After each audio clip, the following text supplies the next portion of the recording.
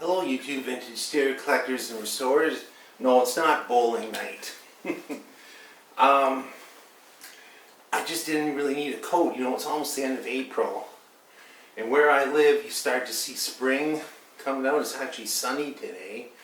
And about 45 degrees. It's supposed to warm up a bit, so that's good.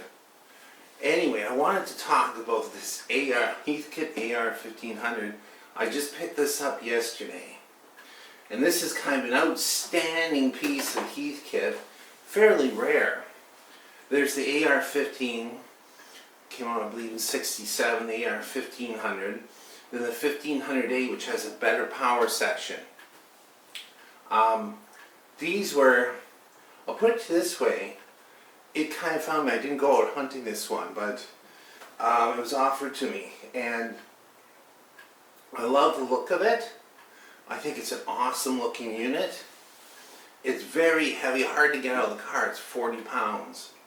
But it's built like a tank. And I remember the first one. I always remember stuff, okay? I hope you don't mind my stories, but the first one of these I ever worked on, I was a high school student, and I was in the grade 12 project building electronics class, which was, it was the only course like that in the entire school system in this area. Grade 11 you learned electronic theory, but it was a semester school, so you take a semester maybe electrical, electronics, automotive, welding, woodworking, that kind of stuff. It was a rotation, but you didn't take electronics until grade 12. And then I was in the project building, and basically there was very little curriculum. You had to have a major project started, finished by the end. And I remember sitting down with the teacher, and I had some schematics, and he said, "So what are you building?" I said, "A guitar amp." And he's like, "Oh great, another guitar amp." He said, "Maybe it'll work." I said, "Of course, I'm sure it'll work. This is a great design." And I think I pulled it out of Popular Mechanics. Solid state guitar amp, 40 watts, going to build a cabinet. Anyway, it actually did turn on and work, but it took a little while. The rest of the course, you were sort of de facto repair for things that teachers and parents brought in. And it was always the same routine. The teacher would pick two of the burly guys, like me, and say, "Hey Brian, Steve, there's a TV set in Mr. So-and-so's car, green Ford LTD." And he'd say, "Could you bring it up here?" "Oh, okay, how about the keys?" "No, you can't have the keys to the car after that incident down the street in front of McDonald's." And I'm like, how did he know about that? In auto shop, teachers would bring their cars in for brake jobs, tune-ups, rad repairs, that kind of stuff. And I remember that very same Ford LTD had a nice 429 engine in it, 4-barrel. It was one of the ones that was, usually they came with 351, but we're getting a little off topic. I put some plugs in it, put some points in it, and we used to have this, you went out the back entrance to the school, you kind of went around the block and back. That's what the teacher said, that's as far as you go. I had a driver's license and everything, but I was thinking, lunch is coming up, beat the rush, go over to the McDonald's down the street. So I had a couple guys, my friends, in the car, and we took the car. This was the year before, right? We're in grade 11. Took the car over and got some food. We started eating. Oh, we better get back. So I turned out on the street and did a brake stand right in front of that's just one of those things, from that time, the youthful exuberance of the time.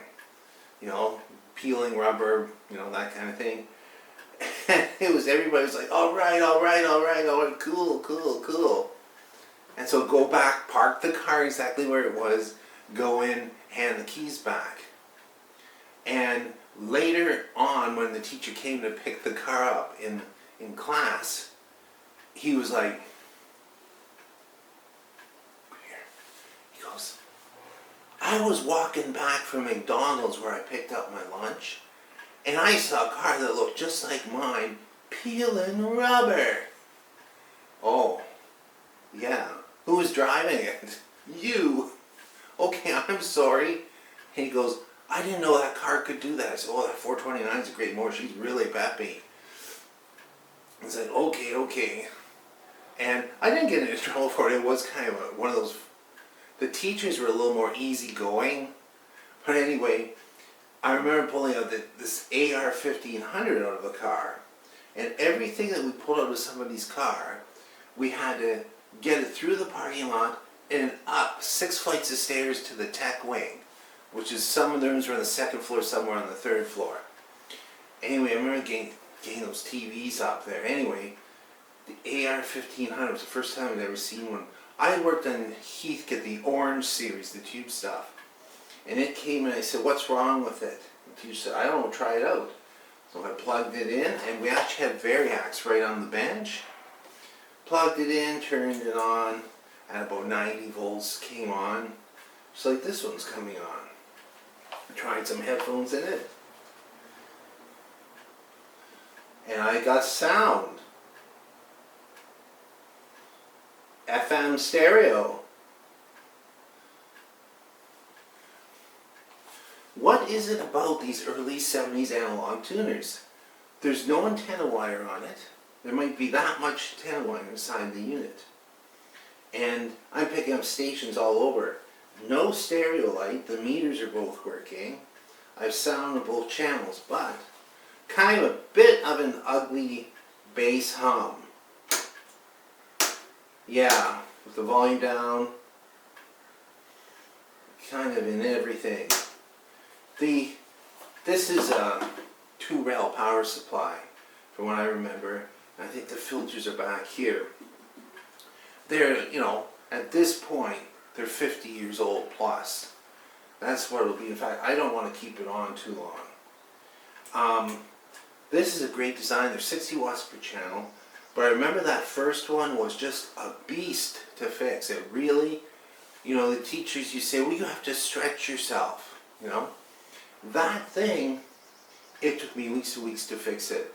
And it would be like, took up a lot of my project building class. And it had, whoever had owned it had put it together. And the soldering in it was bad. There were orange wires where the brown wires supposed to be. There was a lot of things wrong with it. And it was initially blowing fuses. I eventually fixed the blown transistors, rewired everything, got the FM board, got the multiplex board working, got everything working on it.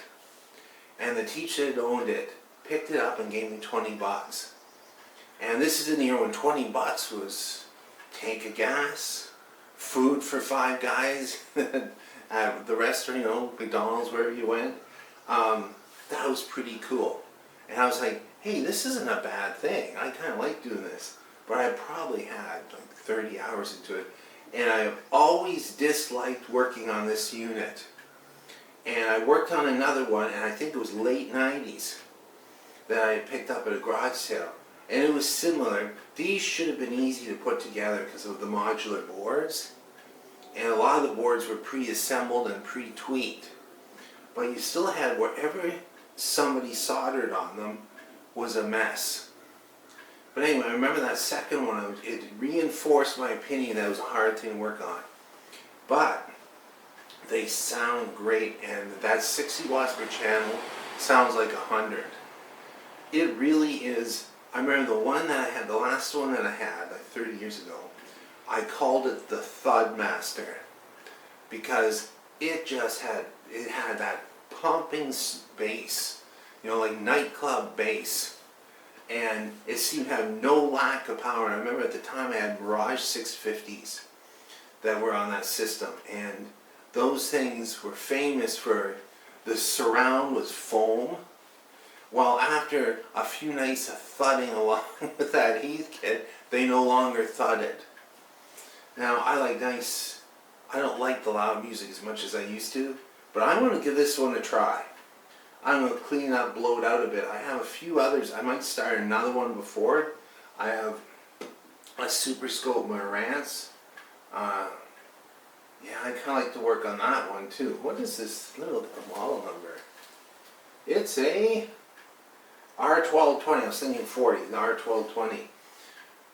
These Super Scope, the Super Scope era, when they made Marantz, some people at the time thought, oh, they sold out. No, it was just the beginning of some great stuff, actually. Anyway, I think that's all I'm going to say for now. Thanks for watching and listening.